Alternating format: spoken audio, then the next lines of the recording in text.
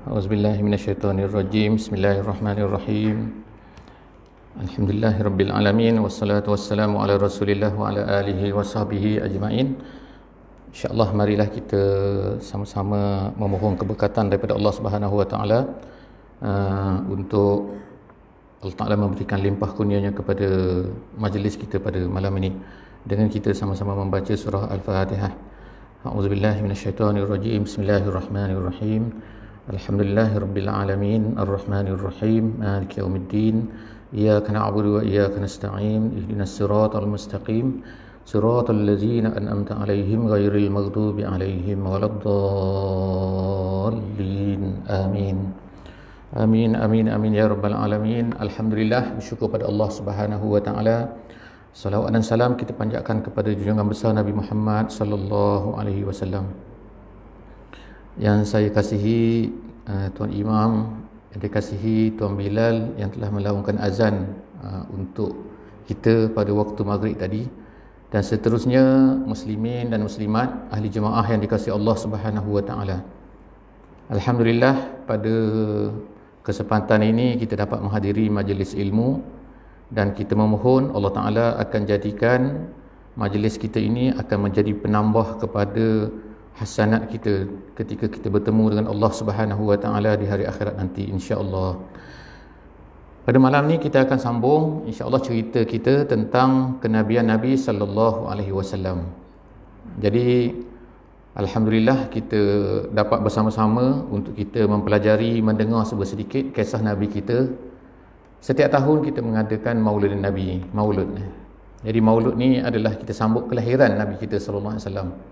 Jadi alangkah tidak eloknya jika sekiranya kita menyambut kelahiran Nabi tetapi kita tidak mengetahui kisah hidup Nabi kita sallallahu alaihi wasallam.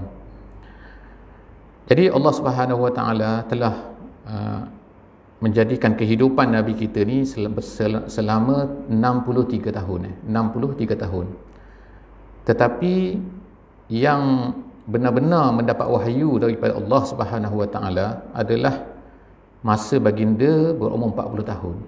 Jadi ertinya daripada umur baginda 1 tahun yang pertama sehinggalah kepada umur baginda 40 tahun, makna kehidupan baginda ni adalah kehidupan sebagai manusia biasa, bukan sebagai seorang nabi. Tetapi Allah Subhanahu wa taala telah menyediakan nabi kita ni sebelum daripada menjadi nabi telah mengalami melalui pelbagai bentuk kehidupan. Jadi kesemuanya ni disebutkan oleh ulama bahawa adalah merupakan memang Allah Ta'ala merancang begitu, dan Allah Ta'ala melatih baginda, mentakdibkan baginda, mentarbiah baginda, menjadikan Nabi SAW ni penuh hidupnya tu dengan pelbagai perkara. Jadi yang pertama yang telah kita lihat dulu, anak yatim, dan yang kedua telah bekerja daripada kecil dengan susah payahnya memelihara kambing dan hanya mendapat beberapa sen saja, kita kata pada hari ini qararid, dia kata daripada ahli Makkah. Kemudian seterusnya baginda telah melalui peperangan, kemudian melalui perjalanan yang jauh iaitu pergi ke Syam. Kemudian Nabi kita SAW juga telah melalui kerja-kerja sosial, kita panggil pada hari ini, iaitu terlibat dengan masyarakat. Iaitu contohnya yang kita telah lalui dulu, halful fudul, iaitu melalui perjanjian, membuat perjanjian bersama dengan orang Mekah untuk membantu orang-orang yang susah dalam masyarakat. Dan seterusnya Nabi kita juga telah menjadi penyelesai kepada masalah yang dihadapi oleh masyarakat, iaitu yang paling besarnya apabila Nabi ini menjadi hakim kepada peletakan Hajar Aswad semasa pembinaan Kaabah. Jadi maknanya semua tu adalah merupakan Allah Ta'ala mendidik Nabi kita SAW melalui dengan pelbagai perkara sebelum daripada baginda ni menjadi Rasul, sebelum umur 40 tahun. Dan ulama-ulama sebut sini daripada hadis-hadis diceritakan bahawa Nabi, setiap Nabi ni tidak diutuskan, ni dalam hadis Nabi, dalam Riyadhus Salihin disebut tidak ada Nabi yang diutuskan melainkan semuanya memelihara kambing. Jadi ulama-ulama telah membuat penjelasan lah kenapa disebutkan memelihara kambing. Jadi bila ditengok, dia ada perbezaan. Kalau lembu dia lain, kalau unta dia lain. Perangai unta tu, perangai lembu tu dia lain, perangai kambing ni dia lain. Jadi ulama kata bahawa kambing ni, nak jaga kambing ni, dia kena sabar. Terutama style zaman dulu ni, bela kambing ni bukan macam bela zaman sekarang ni, kurung dah, masuk dalam kandang, kemudian kita bela kambing bagi rumput. Dulu kita, kambing yang bawa kita berjalan bersama dengan kambing. Jadi bila berjalan bersama dengan kambing, kena sabar banyak. Seekor pergi sini, seekor pergi sini. Satu keistimewaan kambing pula ni, dia tak macam lembu. Dia ni boleh panjat merata-rata. Kambing ni lereng bukit macam tu dia boleh naik. Jadi kalau kambing naik macam tu, kita nak kejar macam mana? Jadi kena sabar, kena panggil, kena pandai lah. Jadi ulama sebut sini ialah bela kambing ni, memelihara kambing ni, dia mendidik jiwa seseorang tu untuk banyak bersabar. Orang yang susah nak bela kambing, dia susah nak jaga orang. Gitu. Itu ulama sebutlah. Itu yang pertama lah. Yang kedua, kebanyakan daripada nabi-nabi diutuskan, kata nabi kita, ialah pada umurnya 40 tahun. 40 tahun. Jadi ertinya dia kata, ulama-ulama sebut kenapa 40 tahun? Kerana umur 40 tahun ni umur yang matang. Jadi umur sebelum daripada 40 tahun tu, seseorang tu dia melalui proses, maknanya proses kehidupan. Dia belajar ni, sampai umur 40 tahun barulah dia matang. Bila dia dah matang, maknanya dah semula get ready dah, maknanya sekarang ni terima wahyu. Jadi sebab itulah di antara hikmahnya, pemilihan Nabi kita ni, dia tak beri wahyu. Allah Ta'ala tak kirimkan wahyu pada masa umur 25 tahun, tapi pada masa umur 40 tahun. Walaupun kalau kita tengok macam tak balance. Sini 40, sini 23. Nabi kita jadi Nabi 23 tahun saja. 13 tahun di Mekah, kemudian 10 tahun di Madinah. Jadi macam sini 23, sini 40. Tapi rupa-rupanya yang 40 ni dia menjadi bekalan besar kepada 23 tahun ni. Maknanya kalau tak ada 40 ni, banyak perkara tak selesai untuk 23 ni. Itu di antara hikmah lah. Kenapa macam umur tu macam tak balance dari segi dapat wahyu. Kalau ikutnya 23, maknanya ambil tengah-tengah ni berapa Kalau 23, matematik saya pun tak apa pandai. Kalau 63, ambil tengah-tengah ni 31,5 lah tau. 31,5 lah sepatutnya dapat wahyu. Tapi tak, dia ambil 40. Jadi 40 tu dia kata kematangan umur manusia. Jadi orang yang tak sampai umur 40 lagi jangan sedih lah bukan tak apa, insya-Allah kan. Jadi sekarang ni kita sampailah kepada umur Nabi 40 tahun. Jadi disebutkan dalam hadis, dalam riwayat-riwayat sirah, dia kata sebelum daripada umur Nabi 40 tahun ni, Nabi kita 6 bulan tu, sebelum sampai 6 bulan umur 40 tu, dia kata habbaba ilaihil khalaq. Dia disukakan untuk khalaq, menyendiri diri. Artinya sebelum daripada umur Nabi ni 39,5 lah kita kata 39,5 Nabi ni bersama dengan orang ramai. Dia tak lari, maknanya dia tak duduk seorang-seorang tak. Jadi bila sampai umur 39, 6 bulan, Nabi pun startlah rasa ingin untuk bersendiri. Jadi dia pun startlah mula pergi ke satu gua, nama dia Gua Hira. Jadi Gua Hira ni kita dah ceritalah hari tu satu gua bukanlah besar mana, lebih kurang 1 meter lebih gitulah, dan bukan gua pun. Kalau kita gua orang Melayu ni, gua batu kapur, gua niah, gua besar-besar lah gua tu Dia bukan gua sebenarnya, batu-batu yang duduk macam tu sikit jadi macam gua macam tu lah. Itu dia panggil gua ni. Terletak di atas Jabal Nur, orang panggil. Jabal Nur maknanya bukit cahaya. Nama tu diberi kemudian lah. Tapi gua tu nama dia Gua Hira. Jadi Nabi SAW naik atas tu. Nak naik atas tu, kalau orang biasa saya rasa orang muda sejam. Kalau orang lama sikit 2 jam. Kalau otai-otai lagi tak tahulah. Kalau saya baru ni saya pergi tak larat naik dah, sampai sekerat je turun balik. Itu malam tu, bukan siang hari tu. Jadi maknanya tinggi juga bukit tu. Jadi saya pun fikirlah macam mana Nabi kita sallallahu alaihi wasallam ni panjat bukit tu. Dan dia pergi ni dia bawa bekalan. Satu dia bawa air, Yang kedua dia bawa bubur, bubur daripada Bali, bubur Bali yang dibuat oleh Khadijah.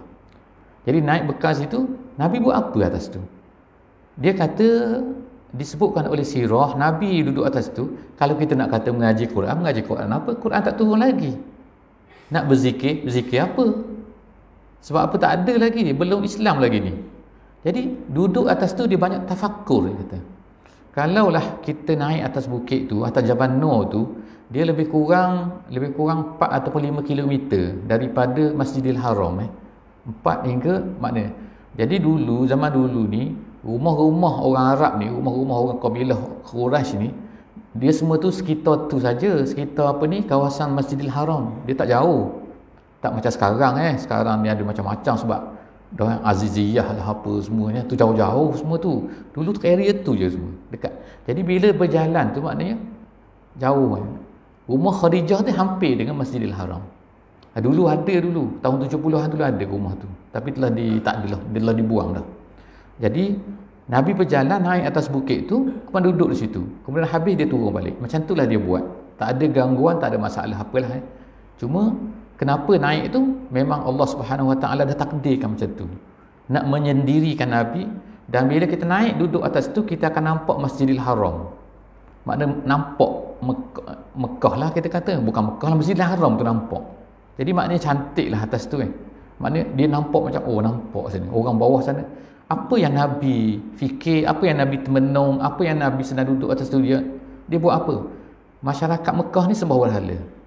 Masyarakat Makkah ni penuh dengan akhlak-akhlak yang buruk dengan zinanya, dengan araknya, dengan macam-macam benda, menindas orang, menzalimi orang, memaksa orang kalau nak tawaf di Masjidil Haram mesti kena beli pakaian dia, macam-macam lagi. Walaupun orang Arab ni ada kebaikan dia, contohnya ialah dia memuliakan, beri minum air zam-zam lah, beri makan, ada orang baik. Tapi yang jahat tu jahat lah, yang zalim dah yang memang Allah Ta'ala kata dalam Quran tu, dalam surah Al-Qalam wala tuti' kull halafin mahin. Allah Ta'ala kata, nak sebut tu ketua-ketua Quraisy tu ialah halaf, dia ni banyak bersumpah ni tak bagus sikit-sikit bersumpah. Kemudian mahin, Allah Ta'ala kata mahin ni makna hina ni maknanya pemikiran dia tak berapa betul sikit. Lepas tu jahat pula, asim pula tu, macam-macam lah. Masya'ib bin Amin, Allah Ta'ala kata dalam Quran tu, iaitu berjalan suka cerita pasal keburukan orang ni. Jadi akhirnya orang Mekah tu jadi tak bagus lah, mana akhlaknya memang teruk. Jadi Nabi SAW naik atas Gua Hira tu, dia tengok bawah, maknanya inilah umat aku, inilah bangsa aku, inilah apa. Macam mana nak buat ni?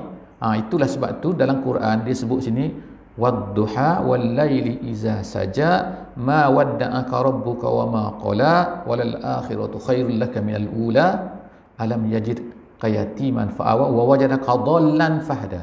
Itu ayat Quran tu wa wajadaka, saya nak ambil situ perkataan wa wajadaka dhallan fahada. Maknanya Nabi ni dol ni kalau ikut terjemahan sesat, bukan sesat maksud situ. Allah Ta'ala kata kami dapati, Tuhan kamu dapati kamu ni dulu dol fahada. Dol tu maksudnya tidak tahu jalan. Macam mana nak buat dengan orang Mekah ni? Macam mana nak buat dengan umat aku ni? Macam mana nak buat dengan manusia yang depan aku ni? Orang Quraisy ni. Macam mana nak buat? Itu dol. Lepas tu Allah Ta'ala kata fahada. Fahada tu artinya lalu aku beri petunjuk. Tuhan kamu beri petunjuk kepada kamu, wahai Muhammad. Dan selepas daripada tu Muhammad pun tahulah macam mana nak buat. Sekarang ni bermulalah kita ni macam mana tahu nak buat ni. Bermulalah dapat wahyu Jadi selepas daripada 3 bulan tu 6 bulan tu Nabi duduk di situ, Nabi duduk di gua tu sampailah kepada umur baginda 40 tahun.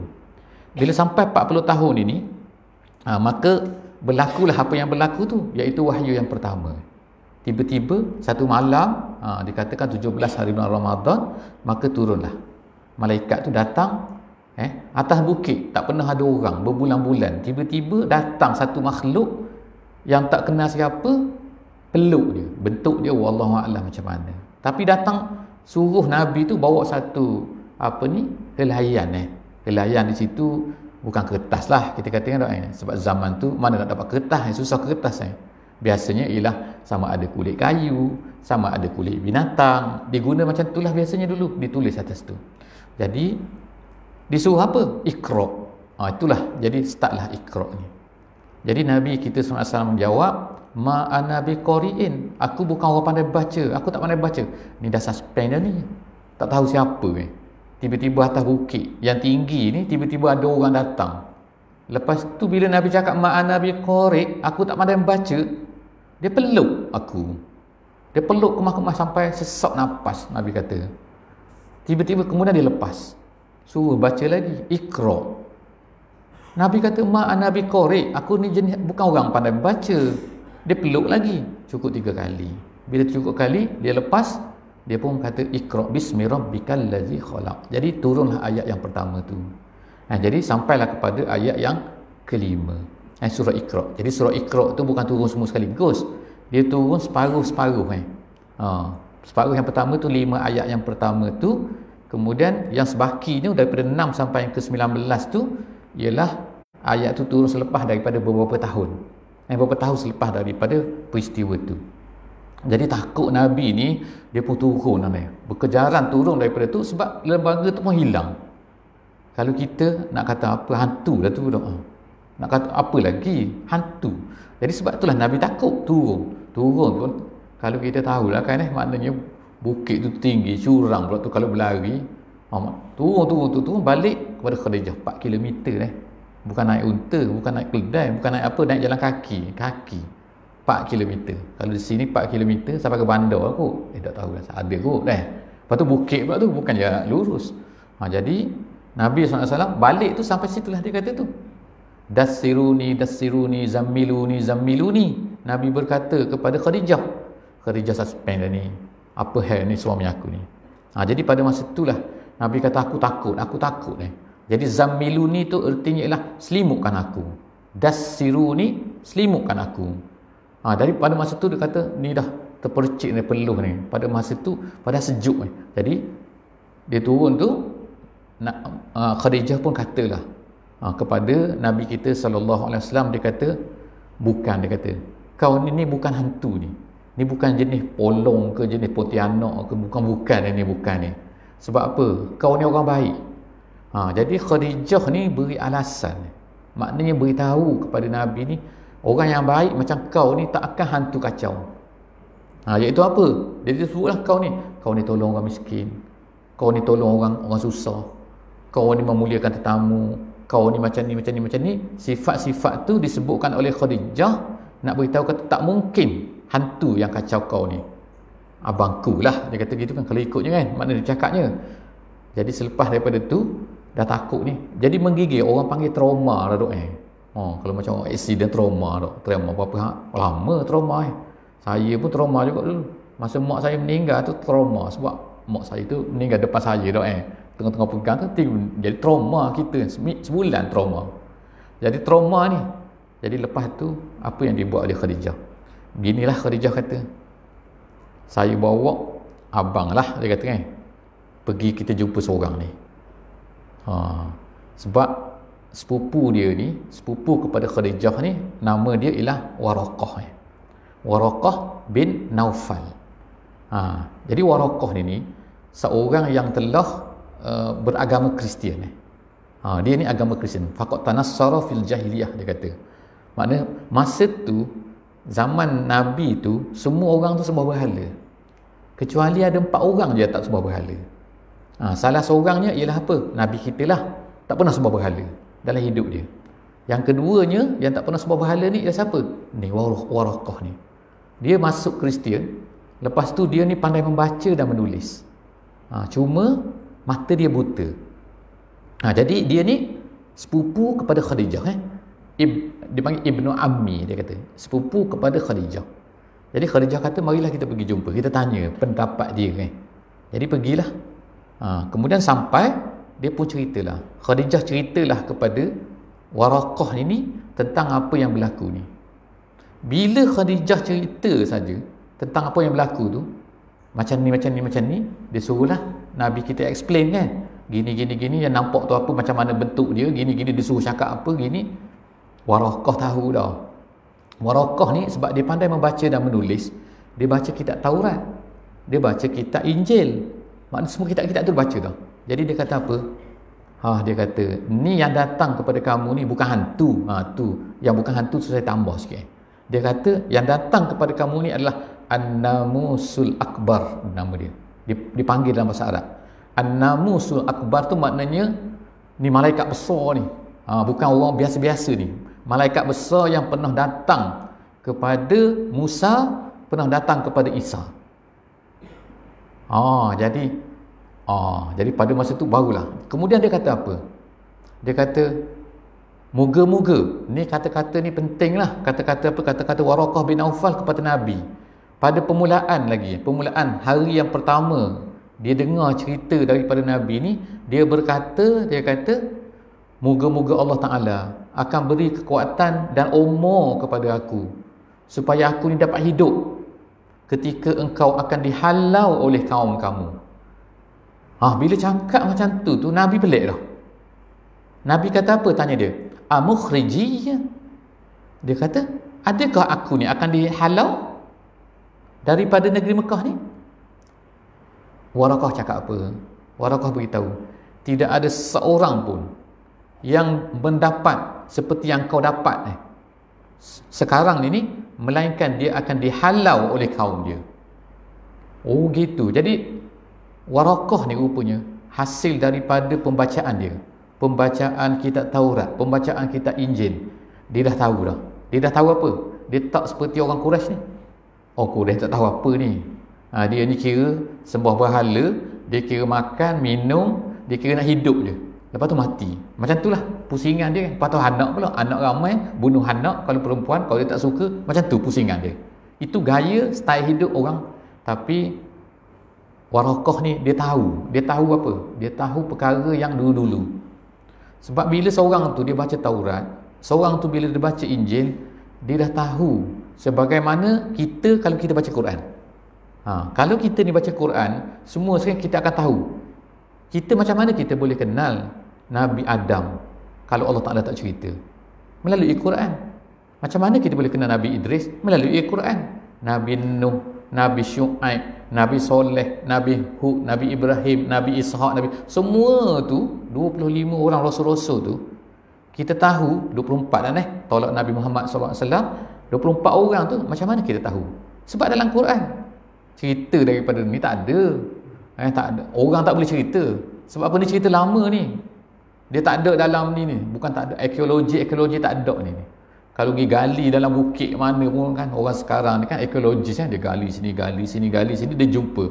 Dia kata ni macam ni. Tu semua tu orang-orang sejarah tu dia agak-agak je tu. Entah betul atau tak betul Dia jumpa sini. Tapi yang dalam Quran ni tu yang pasti. Sebab itulah orang Islam ni kena baca Quran. Kena tahu Quran tu cerita pasal apa, konten Quran tu. Supaya apa ni? Jadilah kita ni macam sama seperti Waraqah ni dah tahu dah. Jadi dia kata, tidak ada seorang Nabi pun yang diutuskan, melainkan mereka ini akan dihalau oleh kaum mereka sendiri, daripada negeri dia, daripada kampung halaman dia. Sebab apa? Tengoklah Nabi Nuh kena halau, Nabi Hud kena halau, Nabi Ibrahim nak kena bakar kena halau, Nabi Soleh kena halau. Tak ada Nabi yang tak kena halau. Artinya semua Nabi kena halau. Kenapa Nabi kena halau? Sebab dia bawa benda yang betul. Jadi kalau orang bawa benda betul, orang keliling dia tu, orang kampung, orang negeri dia tu tak betul, mereka tak suka. Jadi seterusnya Nabi pun baliklah. Nabi dengan Khadijah balik rumah. Tak berapa hari dia cerita Waraqah pun meninggal. Jadi maknanya Waraqah ni dikata kira macam orang Islam yang pertama lah.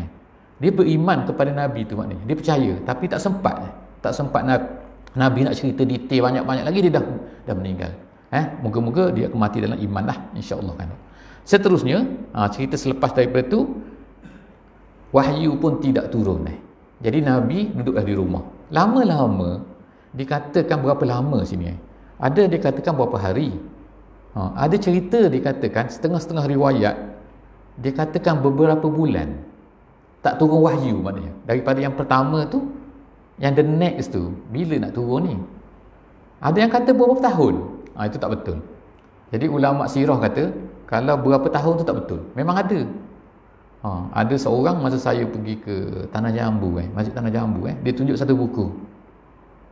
Dia tunjuk satu buku kepada saya. Dalam buku tu dia sebut, dia kata Nabi SAW telah putus wahyu. Wahyu tak turun selepas daripada yang pertama tu, selepas 3 tahun barulah datang wahyu yang kedua.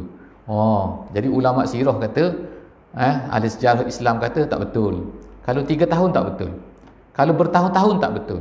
Berbulan-bulan pun tak betul. Dia hanya beberapa hari. Yang kuatnya kata ialah 15 hari sahaja. Jadi selepas daripada tu, dalam masa tempoh tu, Nabi start rindu punya. Rindu. Jadi wahyu tak turun. Rindu maknanya tak turun. Sebab itulah Nabi dia ceritakan naik balik atas bukit tu.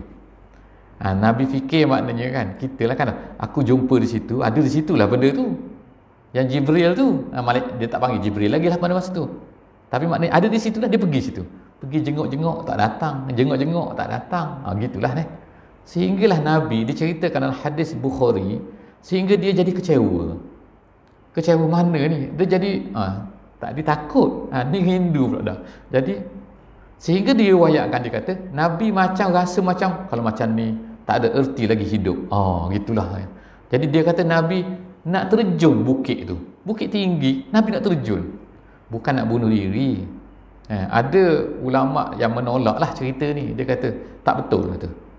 Mana boleh Nabi bunuh diri? Nabi nak bunuh diri, tak betul. Tapi hadis ni riwayat Bukhari, masalah dia. Jadi ulama-ulama tafsir kata, ulama-ulama sirah kata, bukan Nabi nak bunuh diri, tapi Nabi ni rasa macam kecewa sangat.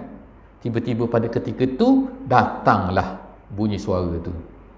Ya Muhammad, dia kata, kau adalah Rasulullah. Dia tengok kanan tak ada, dia tengok kiri tak ada, tengok kiri kanan, depan belakang semua tak ada, tengok-tengok atas ada apa? Malaikat Jibril tu datang. Dia kata memenuhi langit tu. Tak nampak dah langit tu. Maknanya malaikat Jibril ni besar.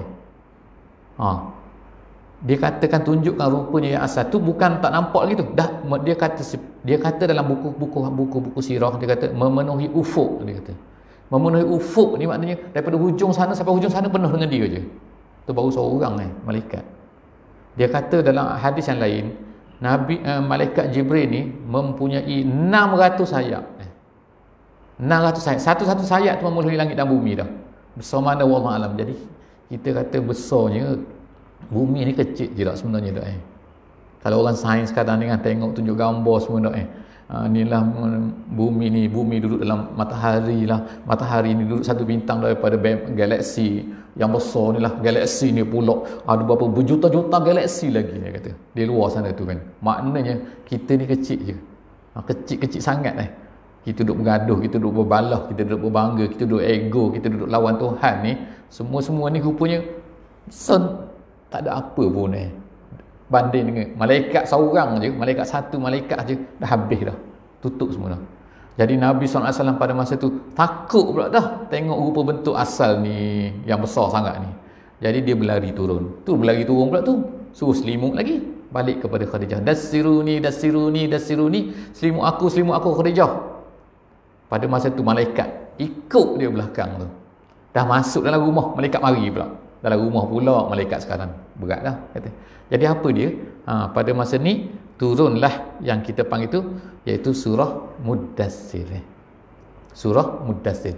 Jadi dikatakan oleh ulama, surah Muddassir ni iaitu ayat yang pertama sehingga ayat yang ke-6. Bukan semua Muddassir.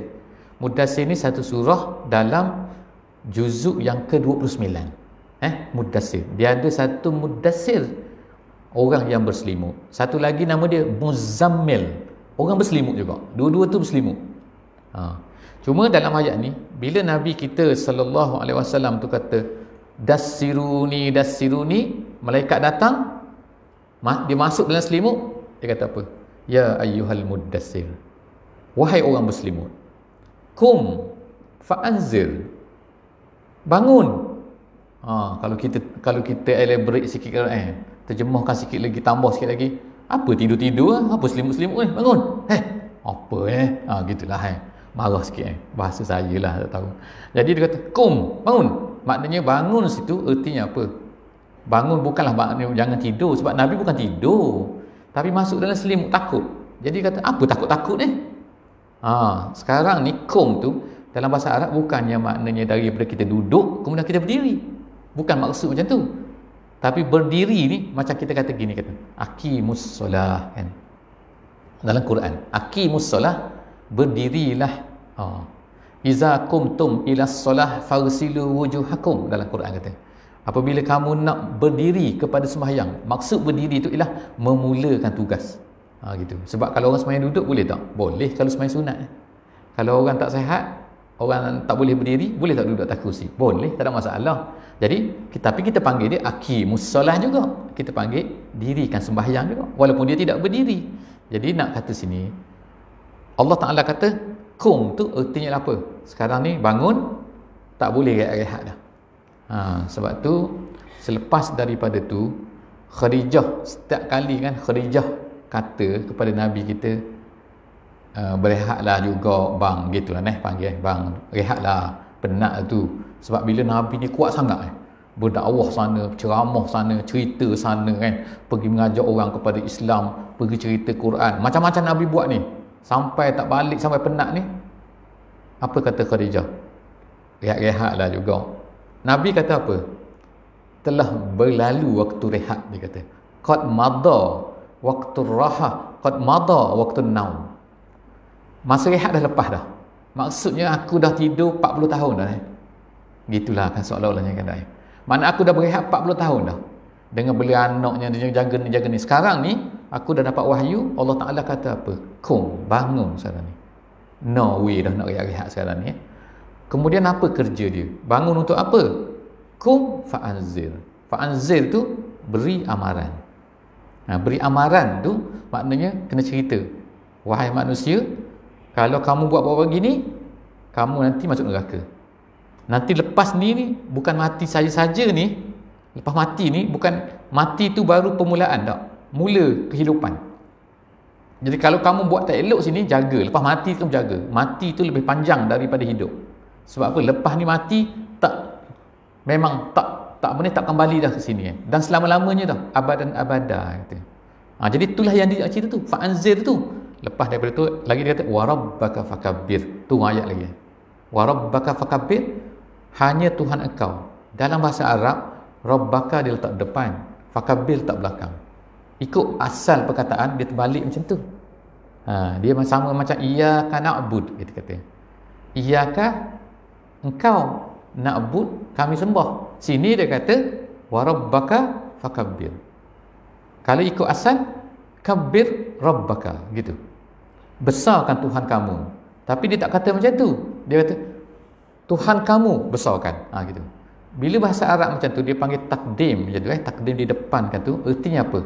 Tak boleh kita besarkan yang lain. Sebab itulah kita, bila kita nak semayang, kita kata Allahu Akbar. Artinya yang lain semua kecil. Jadi apa-apalah. Even kalau kita kata, orang tua kita panggil datang kan. Hoi. Tak boleh berhenti semayang. Mazhab Syafi'i kata, haram berhenti sembahyang kalau sembahyang awal, kalau sembahyang fardu kan. Kalau benda sunat tak apalah, boleh berhenti kalau mak panggil semua. Tapi kalau sembahyang fardu tak boleh stop. Haram stop tu masuk dalam dosa tu. Jadi jangan berhentilah, maknanya kan ada kan orang jual kan, kedai dia tau. Dia sembahyang dalam kedai tu, orang mari nak beli, kat kampung-kampung ada, Allah mari pula dia kata. Kan dia pun berhenti, pergi jual dulu. Mana boleh tak boleh kan, tak boleh berhenti. Jadi sebab itulah dia nak melawan macam mana tu, Allahu Akbar, bunyi Allahu Akbar, kena kuat, itu terpulang pada dia lah. Maknanya tapi tak boleh berhenti. Sehinggalah beri salam. Itu sebab apa? Sebab Allahu Akbar lah. Bila Allahu Akbar tu, yang lain semua kecil atas dunia ni. Semua damai semua ni. Yang besarnya Allah, sehinggalah kita beri salam. Assalamualaikum, sudah barulah boleh pergi pada cerita lain. Iaitu ayat yang ketiga. Ayat yang keempat, wasiyabaka fatahhir. Baju kamu hendaklah kamu bersihkan. Disebut perkataan situ baju kamu. Tapi ulama tafsir kata bukan maksudnya basuh baju. Basuh baju beli mesin basuh, masuk dalam tu basuh, tiap hari basuh. Bukan maksudnya baju kamu kena bersih, tapi maknanya kamu tu kena bersih. Kamu tu apa? Perangai kamu, sifat kamu, apa-apalah perwatakan kamu, semua kali tu kena bersih. Wasiyabaka fatahhir warujza fahjur. kejahatan hendaklah kamu tinggal. Dan seterusnya ayat yang terakhir, wala tamnun tastaksir, bila kamu beri satu-satu benda kepada orang, jangan kamu nak pulangan. Maknanya nak balasan. Kalau kamu fikir pasal nak balasan, Allah beri. Kalau tak dapat balasan, tak nak beri. Kalau macam tu, dah bercanggahlah dengan ayat yang pertama tu ni. Jadi sampai situ kita berhenti, iaitu apa? Itulah ayat yang turun semasa Nabi kita sallallahu alaihi wasallam duduk dalam selimut tu. Yang sedih sangat tadi tu, tak ada sedih, tak dapat wahyu. Sekarang datang dah. Selepas daripada tu non-stop dah Nabi kita sallallahu alaihi wasallam, iaitu apa? Memulakan dakwahnya. Jadi kita tengok selepas daripada tu ialah Nabi sallallahu alaihi wasallam telah berdakwah lah, mula keluar situ. Yang pertama sekali masuk Islam Khadijah lah. Perempuan pertama, orang pertama yang tadi tu membenarkan, yang tadi tu Waraqah tadi tu tak Islam betul-betul lagi tapi yang betul-betul di tangan Nabi tu, kemudian anak-anak baginda, kemudian Sayyidina Ali radhiyallahu anhu. Jadi Sayyidina Ali ni sebab dia ni tinggal bersama dengan Nabi. Dia anak Abu Talib. Abu Talib tu pak saudara Nabi. Dulu pak saudara Nabi Abu Talib jaga Nabi. Sekarang ni dia tolong jaga Sayyidina Ali. Sebab apa? Sebab Abu Talib ni orang miskin, anak ramai. Jadi Nabi jaga Ali. Jadi Ali ni hidup bersama dengan Nabi, lepas tu dia masuk Islam juga. Jadi budak-budak yang pertama Islam Sayyidina Ali. Kemudian Nabi keluar daripada rumah. Jumpa siapa pula? Orang yang pertama dia jumpa ialah Abu Bakar. Seterusnya daripada Abu Bakar tu ramai lepas daripada masuk Islam. Jadi kita cerita insya-Allah detail macam mana Islam semua-semua ni selepas daripada ni, insya-Allah minggu depan lah. Insya-Allah sambungan kita. To be continued kita cerita kita insya-Allah. Setakat itulah saja sirah kita pada malam ni. Moga-moga Allah Taala akan menjadikan kita ni lebih kenal dengan Nabi kita sallallahu alaihi wasallam. Kita sudahi dengan sama-sama membaca surah Wal Asri. A'udzubillahi minasyaitonir rajim. Bismillahirrahmanirrahim. Wal asri innal insana lafi khusr illal ladzina amanu wa 'amilus solihat wa tawasaw bil haqqi wa tawasaw bis sabr. Assalamualaikum warahmatullahi